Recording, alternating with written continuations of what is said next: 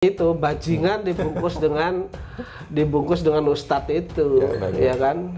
Ya. Nah, kenapa Pak? Prediksi saya, kenapa perkiraan saya, kenapa si Pak Yusril ini ditinggal? Karena Pak Yusril tahu, Mas. Jadi saya tahu Mansur itu dia itu datang sudah berapa kali. Ya, tapi karena dia ustadz yang bukan saya favorit saya. Oh iya. Saya juga nggak favorit. Jadi setiap dia datang saya nggak pernah ikut. Saya langsung pulang ke rumah. Cuman pernah sekali saya lihat dia lagi gelar sorban gitu. Pada akhir semua orang pada nyumbang lah. Ada naruh jam, ada naruh duit, ada yang pulang dulu ngambil duit, ada ya di Masjid Darussalam ini loh. Oh iya. Sebegitu besar keuntungannya pasti mikir lah, ambil sini bayar sini, ambil sini bayar, diputer-puter. Akhirnya yang sengsara kan yang paling terakhir. Betul. Dan banyak kejadian yang menunjukkan ketika itu Yusuf Mansur itu memenang. Ini kalau ngasih satu dapat 700, dapat berapa 700 tapi betul nggak itu ya? Betul 700 bla bla gitulah. Iya. Itu aja yang dibawa. Jadi kalau saya, karena dia memang bukan favorit saya, dia nggak pernah nanggepin yang begitu. Saya pikir sih ya omong kosong aja, walaupun di Quran memang ada. Kan cara dia ngemasnya ngemas kosong aja. Masa iya setiap Allah ngasih rezeki itu duit aja kan enggak, kesehatan, rumah tangga, sakinah, ya kan? Nah, itu. Pak Yusuf tahun kemudian baru masalah ini muncul ke permukaan. Nah ya, sebenarnya enggak 10 tahun. Ya. Bulan keempat juga Pak almarhum kalau kan orangnya udah nggak ada, Pak Mulia itu bilang, Pak Yusril ini bulan keempat udah mau mulai ngos-ngosan nih, dia bilang. Oh ya bener nih, iya bener, udah banyak berkurang pembagiannya. Tepakan gua yang kedua, tepat lagi. Banyak sini Pak. Predikatnya Ustadz? Bukan. Bukan, pengacara kok nggak salah. Iya. Jadi gini, mereka itu di dalam itu juga diaduk-aduk, yang saya lihat saya lihat. Setelah itu jadi, begitu gagal, mereka ini udah diadu domba aja, diaduk-aduk, ini ketemu sini, diaduk sini. Jadi mereka ini grup ini saling curiga Pak. Ada yang dikembalin nggak duitnya? Jangan-jangan duit gua nggak kembali. Ini bukan gua kembali. Ini kayaknya. Itu sistem kultur stel kayaknya tuh ada salah satu almarhum juga, dia bilang ganggu dia urusannya sama gua. Ada ganggu Mansur, urusan sama gua. Berarti ada namanya. Mereka nih udah saling diadu Pak. Padahal sebelumnya ketika ketika itu awal gagal bayar, dia dikejar-kejar yang punya uang juga. Dia sendiri mau nembak Yusuf Mansur. Kalau Yusuf Mansur kesini, gua tembak nih. Dia kan orang penembakin gitu lah. Tapi nggak tahu, begitu nggak berselang lama dia ngomongnya kenceng dan lain sebagainya, ya udah kesini nanti kita jadiin dendeng di Yusuf Mansur. Tetapi nggak berselang lama dia berbalik arah. Memang ambil dari sana itu bayar di sini, ambil dari sana bayar di sini Pak. Ada beberapa kejadian pada tahun 2009-2010 itu menunjukkan itu. Nah, iya.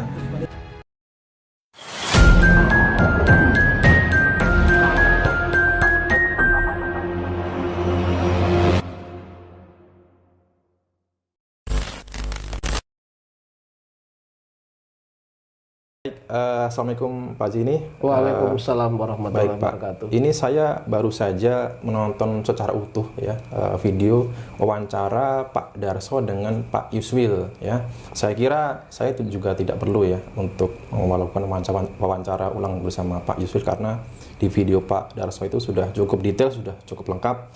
Yang intinya memberi keterangan Pak Yusril ini ternyata sudah menaruh kecurigaan terhadap awal terbentuknya bisnis investasi JBN ini Pak ya. Dan Pak Yusril ini ya, kesaksian Pak Yusril ini secara tidak langsung walaupun bukan investor ini menjadi penguat juga terhadap kesaksian yang disampaikan oleh Pak Zaini ya. Karena Pak Yusril mengatakan presentasi itu ada Yusuf Mansur dan beserta tim, dan juga ada slide-slide-nya Pak ya? Ya. Harusnya berarti itu ada buktinya juga Pak, slide-slide layar itu Pak ya? Seharusnya ada buktinya. Dan waktu itu kan memang dipoto juga Mas. Oh gitu? Iya, cuman fotonya kan masih foto yang cekrek-cekrek itu. Ya. Sementara HP para jamaah ini waktu itu belum model HP yang ada kameranya. Iya, tahun-tahun segitu. Kalau toh ada yang punya hanya baru sedikit lah. Belum ada. Dan menganggap bahwa HP kok dicampur kamera gitu, cepet rusak dan lain sebagainya, Mas. Iya. Iya. Sebenarnya kalau kita berbicara dari pernyataan Pak Yuswil itu sebenarnya bukan hanya Pak Yuswil saja. Kalau ditanya hampir jamaah Masjid Darussalam itu yang pada saat ada penawaran investasi dari batubara Yusuf Mansur ini pasti hampir samalah ceritanya. Oke. Dan di luar kepala itu. Karena mereka juga melihat dari jamaah yang lain itu kepanikan. Jadi bukan dongeng, kalau bukan dongeng, bukan cerita, bukan hoak, kalau investasi batubara di kota wisata yang digagas oleh Yusuf Mansur, kemudian melibatkan BMT dan lain sebagainya itu nyata, 100% nyata. Ya, oke, baik. Ya. Dan Pak Yuswil ini adalah sosok orang yang paham ya soal legalitas ya, soal dunia pertambangan ya.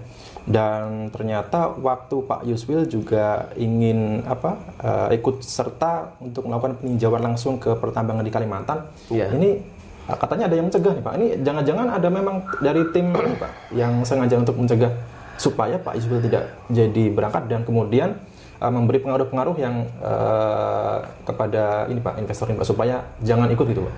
Bisa jadi. Jadi begini, yang disebut Y oleh Pak Yuswil itu yang disebut Y itu namanya Yudi. Namanya Yudi. Nggak apa-apa disebut. Ya nggak apa-apa. Ini kan sudah terbuka, perkaranya kan sudah terbuka, jadi saya sebut aja namanya.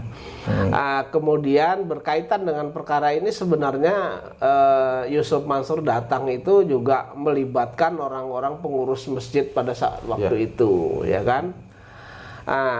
Kemudian berkaitan dengan dokumen, kemudian waktu itu kan masih slide Mas. Jadi diletak terus nanti diletak di tempat itu, terus kemudian slide-nya keluar, sesekali juga nanti pakai spedol dan lain sebagainya, kemudian dipoto-foto dan lain sebagainya. Ini sebenarnya dokumen itu ada. Kemudian perikatan antara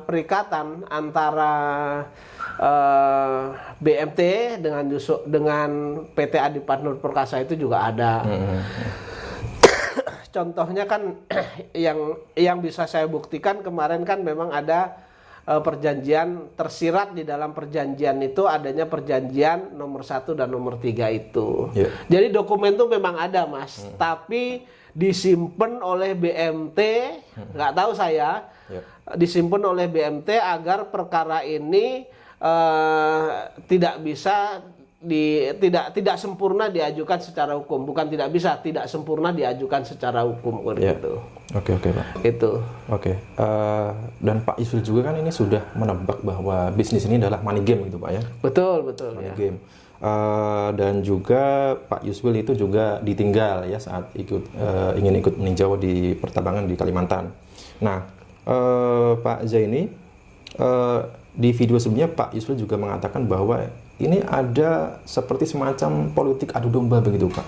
Nah setelah terjadinya gagal bayar itu Pak, nah ini bisa dijelaskan gambar itu Pak? Ya betul, jadi begitu gagal bayar itu kan sebenarnya saya yang paling kenceng bersuara bahwa ini kriminal, bahwa ini ada penipuan dan lain sebagainya, tidak bisa dibiarkan dan ini harus diproses secara hukum. Kalau waktu itu diproses secara hukum itu sip banget Mas, bagus sekali karena kan pidananya juga masih belum kadaluarsa kan, terus kemudian dokumen-dokumen juga masih lengkap dan lain sebagainya. Tetapi itulah yang terjadi. Ini sama dengan bisnis-bisnis lain Yusuf Mansur. Ketika ini jadi gagal bayar pasti diadu domba. Nah, dan saya pun pada saat itu jadi nekannya kepada saya agar saya tidak melakukan upaya hukum baik pidana maupun perdata itu dia mengatakan begini. Kalau satu dia mengatakan bahwa ini aibnya umat Islam secara keseluruhan. Jadi kalau saya buka seolah-olah saya mengotori Islam kan begitu. Terus yang kedua, ketika ini dibuka nanti uang investor lain kan tidak kembali. Ketika ini tidak kembali, itu gara-gara saya kan begitu. Itu gara-gara seperti itu, Mas. Dan juga dan ada yang di belakang itu ya, yang ada yang pro juga. Yang dikatakan oleh Pak Yusril kemarin ada yang pasang badan. Saya tahu persis yang pasang badan itu, Mas, awalnya ketika itu gagal bayar, mereka juga punya utang ke tempat lain yang digadekan rumahnya untuk investasi itu. Dia mengatakan, Mas, kalau ke sini nanti kita congkel aja matanya gitu. Kalau perlu saya tembak, congkelin matanya, bikin dendeng dan lain sebagainya.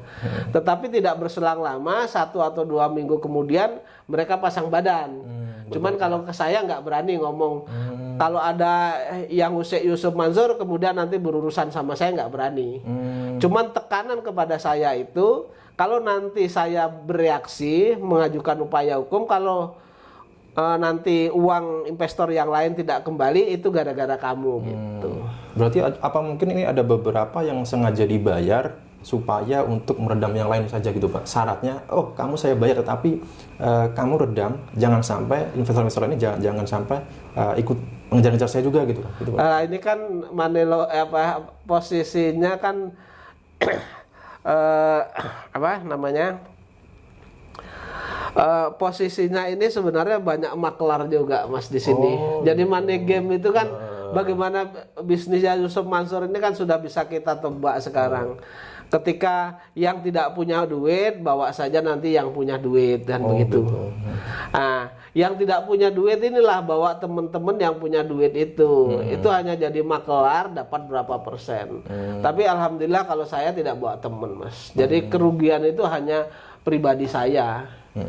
Nah, kalau saya misalnya bawa temen, itu kan posisi secara batin saya punya tekanan batin. Tapi karena saya tidak bawa teman, hanya saya saja. Itu pun saya merasa saya berdosa ketika ini dulu tidak saya lakukan upaya hukum sehingga banyak korban seperti yang di Jogja itu Mayapidi ya. Mayapidi, kemudian Hotel City, patungan A, patungan B, patungan C dan lain sebagainya gitu. Ya, makanya saya buka perkara ini, masalah menang atau kalah urusan nanti, tapi umat jangan sampai tertipu lagi, Mas, tujuannya itu. Kalau diadu domba jelas diadu domba. Karena di beberapa jamaah itu mungkin ada yang mendapatkan sesuatu kan begitu. Oke, baik Pak. Dengan adanya pernyataan dari Pak Yusril ini ya, jadi Pak Yusril ini tadinya diminta bantuan oleh Pak Yudi ya. Diminta untuk coba analisa investasi ini benar atau enggak gitu. Dan ternyata Pak Yusril ini yang tadinya sudah menduga ini adalah money game, tetapi pada akhirnya Pak Yusril ini juga nasihatnya di ini juga Pak, diabaikan juga Pak. Diabaikan. Ini berarti Pak, ini juga ada pesan-pesan ke teman-teman semuanya. Berarti dalam sesuatu apapun itu harusnya kita meminta nasihat kepada seseorang yang mengerti akan di bidang tersebut gitu ya. Ya betul seperti itu. Ya, karena bagaimanapun teman-teman, ini investasi, kenapa sampai sedemikian rupa banyak korban, bahkan yang korban ini bukan orang-orang biasa, orang-orang soleh, orang-orang pintar, orang-orang terpelajar, tapi karena dibungkus dengan agama begitu Pak ya. Betul. Jadi banyak juga yang menjadi korban gitu Pak. Jadi itu bajingan dibungkus dengan ustadz itu, ya kan? Ya. Nah, kenapa Pak? Prediksi saya, kenapa perkiraan saya, kenapa si Pak Yusril ini ditinggal? Karena Pak Yusril tahu Mas. Jadi mereka tahu pertambangan itu bagaimana. Seandainya saya pun, misalnya saya yang di depan pada saat itu, dokumentasi pasti akan saya periksa terlebih dahulu. Sayangnya Pak Jani nggak ikut. Setidaknya tambangnya ini milik siapa? Sama juga seperti Pak Yusril, tambangnya milik siapa? Terus kemudian dokumennya apa? karena mereka kan jualnya kepada PLN, kemudian kepada Bukit Asam, tentu akan saya suratin dulu. Betul. Dan ini pun pernah saya bilang kepada salah satu pengurus BMT yang inisialnya E, Mas itu gimana nanti uang umat? Saya bilang gitu, alah udah beres itu, nggak mungkin ditipu gitu. Ya. Itu Mas. Oke, baik, terima kasih Pak Jenny dan juga Pak Darsoni juga nantinya mungkin akan mewawancara ya. Ternyata di tahun-tahun tersebut ini juga ada banyak korban-korban lain di luar JBN, Pak.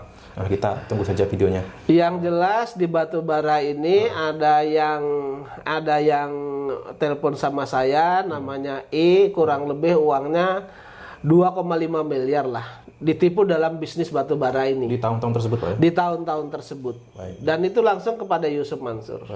Baik, terima kasih Pak Jenny. Semoga ini bisa menjadi pelajaran juga buat teman-teman. Sekian, saya ucapkan wassalamualaikum warahmatullahi wabarakatuh.